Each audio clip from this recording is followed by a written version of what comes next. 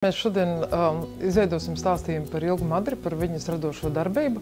Man ir tas gods bijis 90. gadu vidū ar viņu personīgi satikties, jo tad, kad viņa bija izveidojusi savu SIA saules koku, tad viņa ļoti aktīvi veidoja dažādus kursus, dažādus pasākumus, kas bija veidoti gan studiju dalībniekiem, gan arī studiju vadītājiem. Un labākais bija ne tikai tas, ka viņa savāca un izveidoja tādus materiālus, 90. gadu sākumā kopētu materiālu, tas bija kaut kas īpašs, bet viņa arī savāca visus tos korifejus, tie, kuri visvairāk cilvēki arī mācēja adīt cimdus Latvijā, sabrauca sievas no visas Latvijas, un tā bija tā īstākā mana tā cimdu kalve, kad es tik ļoti labi iepazinos gan ar Madri, gan ar cimdu būtību kā tādu, gan arī mēs pētījām muzeja fondus, un tas bija atvērtās sarunas, tā bija lielākā tāda dzīves skola, kas saistās ar cimdiem. Un tad, kad Praktisko rokdarbu žurnāls man uzrunāja, vai es varu atšifrēt Ilgas Madras cimdus, es tiešām izjūtu kā tādu lielu pagodinājumu. Un šobrīd ir iznākuši 3 par viņas adītiem cimdiem, jo viņa bija izcila meistara. Viņa bija ne tikai audēja, bet viņa brīnišķīgi izšuvēja, viņa bija arī liela māksliniece, viņa brīnišķīgi mācēja arī zīmēt. Zīmētie materiāli ir ar roku zīmēti, ar tušiņu zīmēti. Tas nav toreiz tāda datoru salikuma un tāda datoru zīmējumus mēs nepazinām. Un tāpēc arī žurnālā ir visi mani sazīmēti žurnāla datorā, ilustrātoru programmā, un lai pēc iespējas vieglāk viņus varētu atšifrēt, adīt, pārveidot, pilnveidot un tā tālāk. Ilgai Madrai bija mīļākā krāsa violeta krāsa, un tāpēc arī es viens no cimdiem, kas nav iekļaut žurnālā vēl nevienā, bet gan jau kādā ieliksim, tad tie arī ir violetā krāsā. Un te var redzēt vienu cimdus, kas ir arī no muzeja fondiem tādi violeti.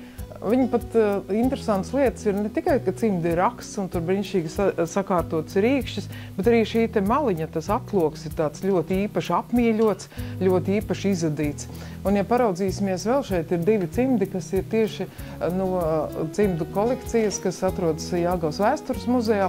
Vēl cimdus mēs atradām arī Brīvības muzeja fondos, tāpēc Latvijā ir pazīstama cimdi, vai viss tā viņas krātuve ir izpētīt, noteikti ne. Nu, es pati esmu atvedusi te vairākus cimdus, man, piemēram, ļoti uzrunāja, un kādreiz arī Padomu Latvijas sievieti, Ilga Madra bija publicējusi dažādu šos te krāsainajā patentu adījumā cimdus, te man ir 3 viena veida, un tur vēl 2 izveidoti. Tad, piemēram, ārkārtīgi smalki viņi taisīja tos dažādos uzmetumu variantus, tad, protams, arī bārkstis, ārkārtīgi skaisti bija šie te tā lentveida uzmetumi, kur rada no vienas malas uz otru, pēc tam viņu sašuja kopā un tad turpina adīt cimdus. Protams, ka tās ir jaunas manas interpretācijas arī par viņu, bet tas pamats ir viens nācis no Ilgas Madras, jā. Te arī, piemēram, viens Latgales cimds, kas man ļoti patika, Jasmuļas cimds, kas ir arī tas lentveida uzmetums, kur ir tikai rievotē adījumā, bet viņai ir tik ekskluzīvi, viņai ir tik ļoti apjomīgi tie raksti, kas ārkārtīgi uzrunā.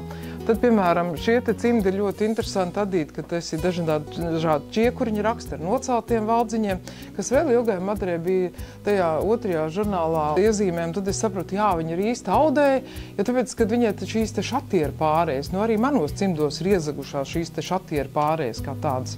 Nu, protams, ka arī, piemēram, šeit ir viens no cimdiem, kur ir Rucavas robeņu uzmetums. Jā, var teikt, ka tas nav īstais Rucavas robeņu uzmetums, bet Ilga bija tā, kur nekad neteica, tur ne to. Viņa bija tā, kas tieši veicināja un aktivizēja. Tad viņai arī, piemēram, ļoti skaisti kvadrātiņi, tagad citur saka spundiņa raksts, citi vēl moderni sauc par enterlaks, bet tas ir vienkāršais kvadrātiņu uzmetums, un arī te man ir iezagušies šī te šatieru pārē. Droši vien ir kaut kāda tāda ietekme no Ilgas Madras.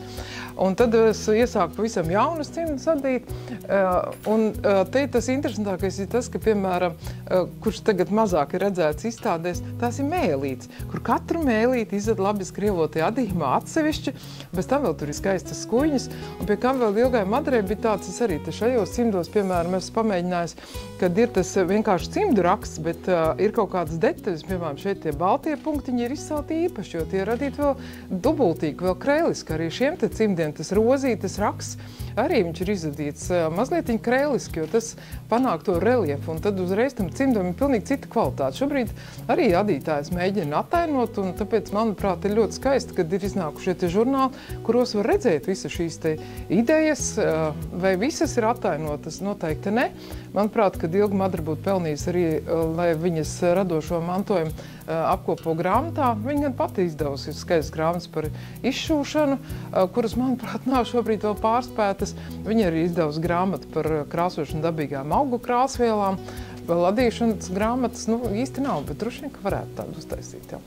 Un tāpēc man prieks, ka praktiskie rokdarbi ir pirmo soli spēruši un iepazīstina visus savus lasītājus tieši ar Ilgu Madri.